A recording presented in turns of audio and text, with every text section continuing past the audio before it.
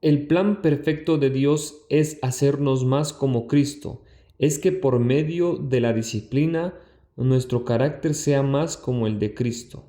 Descansemos en la inmutabilidad de Dios. Él no está improvisando con nuestro dolor. Tiene un propósito previo para nuestro bien.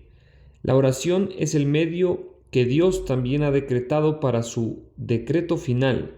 La oración no es para cambiar la voluntad de Dios, sino que Él lo preparó así para que nosotros tengamos una relación íntima con Él.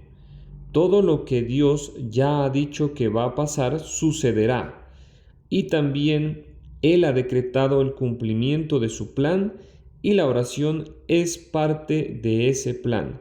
Dios promete escuchar nuestras oraciones no por el mérito de nuestras palabras, sino por su fidelidad al pacto. Nuestro deseo de orar es porque el Señor ha puesto ese querer previamente. Oramos para buscar la voluntad de Dios mientras somos peregrinos en este mundo.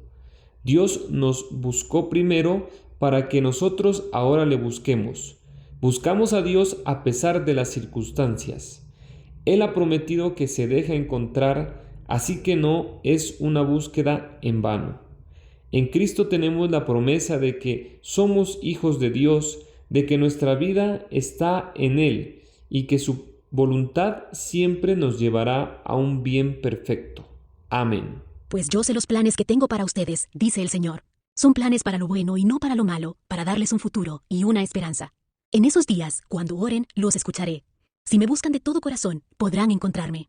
Sí, me encontrarán, dice el Señor. Pondré fin a su cautiverio y restableceré su bienestar. Los reuniré de las naciones a donde los envié y los llevaré a casa, de regreso a su propia tierra. El pasaje de Jeremías 29 en 11-14 es uno de los textos más citados de las Escrituras, pero a menudo es extraído de su contexto histórico y literario.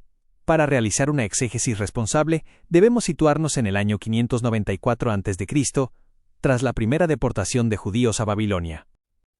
Y, contexto exegético, el entonces y allí. ¿Jeremías escribe una carta a los exiliados en Babilonia? El contexto inmediato es una lucha contra falsos profetas, como Ananías, que decían que el exilio duraría solo 2 años.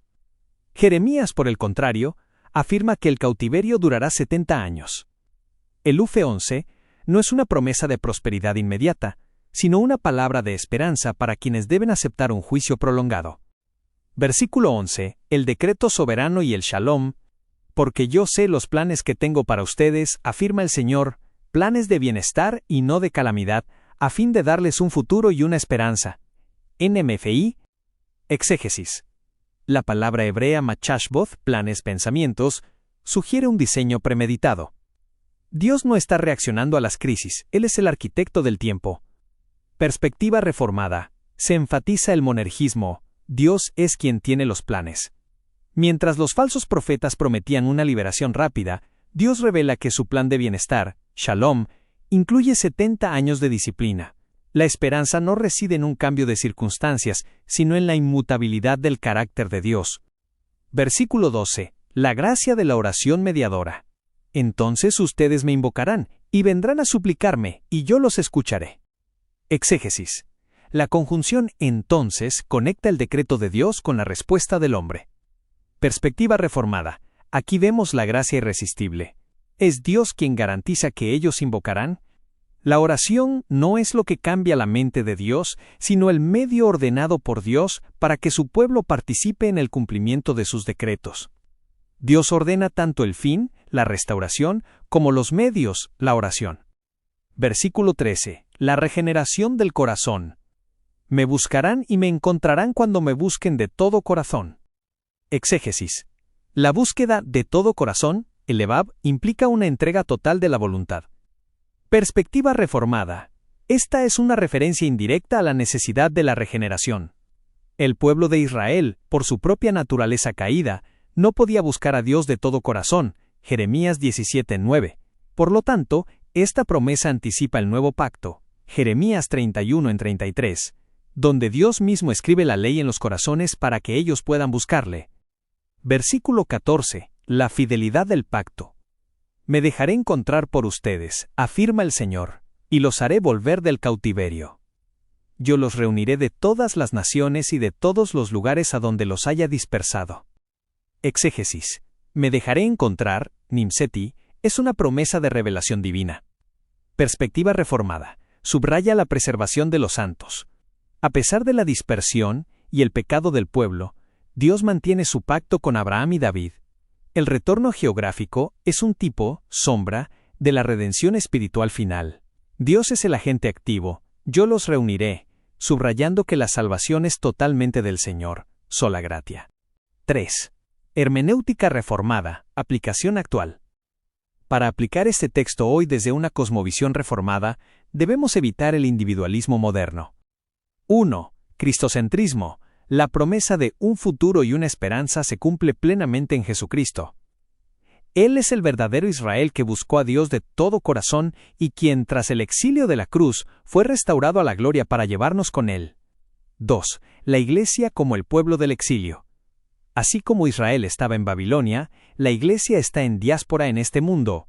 1 Pedro 1:1. El bienestar prometido no es necesariamente prosperidad material, sino la seguridad de que nuestras vidas están dentro del decreto soberano de Dios. 3. La providencia en el sufrimiento. Dios utiliza el exilio, nuestras pruebas, para purificarnos. El bien del versículo 11 se define según el propósito de Romanos 8:28 de la mañana -29. Ser conformados a la imagen de su Hijo. 3. Hermenéutica. El aquí y ahora. Para aplicar este texto hoy, sin caer en el error de interpretarlo como un cheque en blanco para el éxito personal, debemos considerar estos principios. 1. La esperanza en el proceso. Dios promete bienestar a través del desierto, no necesariamente quitando el desierto de inmediato. La paz de Dios puede coexistir con situaciones de crisis. 2. Soberanía vs circunstancia. El texto enseña que los planes de Dios son superiores a las crisis políticas o personales. El mal aparente, el exilio, era parte de un plan de bien mayor, la purificación del pueblo. 3. Relación antes que rescate. El énfasis de los VV. 12 a 13 está en la comunión. El mayor beneficio de la promesa no es el regreso a la tierra, sino el reencuentro con Dios.